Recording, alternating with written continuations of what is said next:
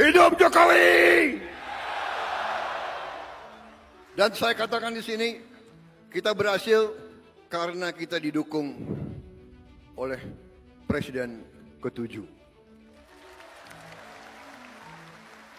Tepuk tangannya kurang semangat.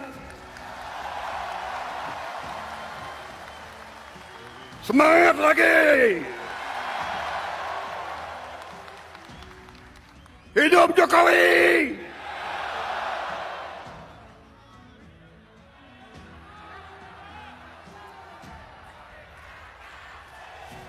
Terima kasih, terima kasih, terima kasih, terima kasih, Pak Jokowi.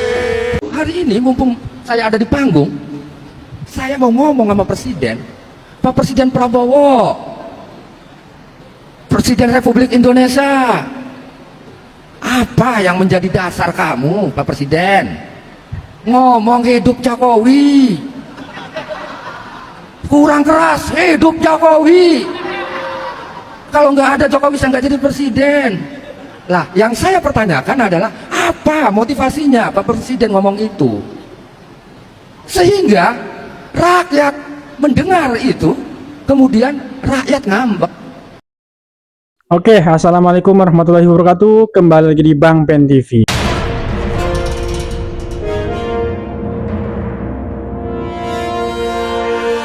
Oke pemirsa, itu tadi adalah video cuplikan dari Pak Khalid yang mengkritisi atau mengomentari pidato dari Pak Prabowo yang memuji-muji Pak Jokowi pemirsa. Entah apa yang dipikirkan oleh Pak Khalid sehingga berani mengomentari pidato dari Pak Prabowo. Mungkin Pak Khalid terlalu putus asa pemirsa. Di pemerintahan sebelumnya dipegang oleh oligarki atau dikuasai oleh oligarki pemirsa. Oke pemirsa, kita simak saja videonya, kita tonton sampai habis. Bijak dalam berkomentar. Ini dia videonya. Justru hari ini mumpung saya ada di panggung, saya mau ngomong sama Presiden, Pak Presiden Prabowo, Presiden Republik Indonesia. Apa yang menjadi dasar kamu, Pak Presiden? Ngomong hidup Jokowi. Kurang keras, hidup Jokowi. Kalau nggak ada Jokowi saya nggak jadi presiden. Lah, yang saya pertanyakan adalah apa motivasinya Pak Presiden ngomong itu? Sehingga rakyat mendengar itu, kemudian rakyat ngambek. Bikinlah gerakan namanya Indonesia Gelap, karena memang Indonesia sedang gelap. Bener nggak salah, Indonesia sedang gelap. Saya dulu sekolah ibtidaiyah, pernah saya, apakah itu hadis, apakah itu ayat Quran, wallahu alam bisawab, tapi yang jelas bunyinya begini: al ilmu nurun wal jahlu dulmun. Bahasa Jawanya begini, utawi ilmu iku cahaya, wal jahlu dulmun, lan utawi jahil dulmun iku pepeteng. Pepeteng itu kegelapan. Nah, ketika saya ingat terngiang bahasa itu, saya jadi ingat, loh kok ini terjadi pada saat ini? Kegelapan dari mulai tingkatan atas sampai tingkat RT. Ketika saya ngelapor ke Pak RT, tolong dong saudara saya sawahnya belum dijual tapi diuruk, tolong dong sungai diuruk, tolong dong laut dikapling-kapling. Udah, kita nggak bisa apa-apa, kita anak kecil. Lapor ke lurah, ternyata lurah juga pelakunya. Lapor ke polsek, begitu juga. Lapor ke DKI, begitu juga. Loh, kita lapor kemana? Nah, artinya kalau sistem yang kita anut ini prosesnya seperti itu, berarti kita sedang menghadapi kegelapan. Dia menganut dulmun, dolim, bodoh. Bahkan ini udah saya katakan di siaran TV, di podcast atau apa. Saya tidak merasa diurus oleh negara, tapi saya merasa diurus oleh korporasi. Kata orang elit mah korporasi katanya kan. Saya juga boleh ngejiplak aja bahasa korporasi itu.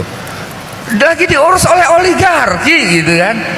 Itu oleh pengusaha yang kemudian cara berpikirnya adalah untung rugi. Kemudian saya hanyalah objek. Yang namanya objek ya terserah-serah sublek mengelola lah. Mau dibikin tempe, mau dibikin belkedar, mau dibikin apa, suka-suka pengelola lah kan. Lah kalau pengelolanya hanya mikir untung rugi, ya rugi terus kita, otomatis miskin terus kita sampai kiamat. Lah saya nggak suka itu gitu. Lalu saya katakan kepada negara, lah ini negara kemana? Saya bilang sama negara, kalau negara nggak berani sama korporasi itu, lingkaran kecil itu, saya yang akan melawan, rakyat saya akan pimpin.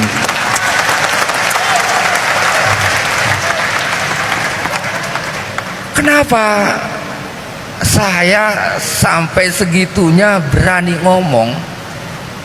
Karena kedolimannya ini sangat telanjang bulat. Kedoliman yang tidak telanjang bulat itu cukup bisa dilihat oleh orang-orang yang alim, orang-orang yang berilmu. Tapi ketika saya melihat kedoliman di depan mata saya, artinya dolimnya udah telanjang bulat, nggak pakai kancut-kancutatan, nggak pakai kolor-koloratan, telanjang bulat. Artinya saya orang awam bisa melihat kedoliman itu. Artinya kan telanjang kedolimannya. Itu. Nah, sampai akhirnya, kata saya ini kok seperti orang yang pikirannya cacat kemudian memimpin negara. Yang disebut cacat itu ya mereka mencoba memasukkan lingkaran yang besar kepada lingkaran yang kecil, yang nggak mungkin lingkaran besar itu masuk di lingkaran yang kecil, tapi dia dipaksa untuk masuk.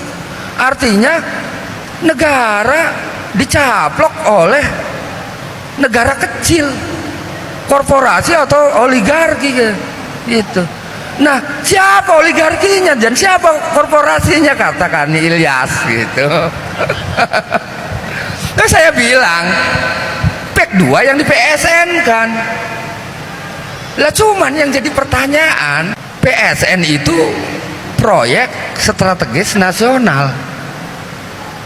Lah tapi saya sebagai rakyat Indonesia nggak merasa strategis, malah sebaliknya. Gitu. Lah kemudian ini dilabelkan ke swasta, namanya PEK 2 dan PEK 3, PEK seterusnya sampai seluruh Nusantara di PEK. Oh ternyata diam-diam negara kita ini sedang dirongrong kedaulatannya. Lah bagaimana kita berbicara tentang kedaulatan pangan? Kedaulatan negaranya aja lagi dicaplok.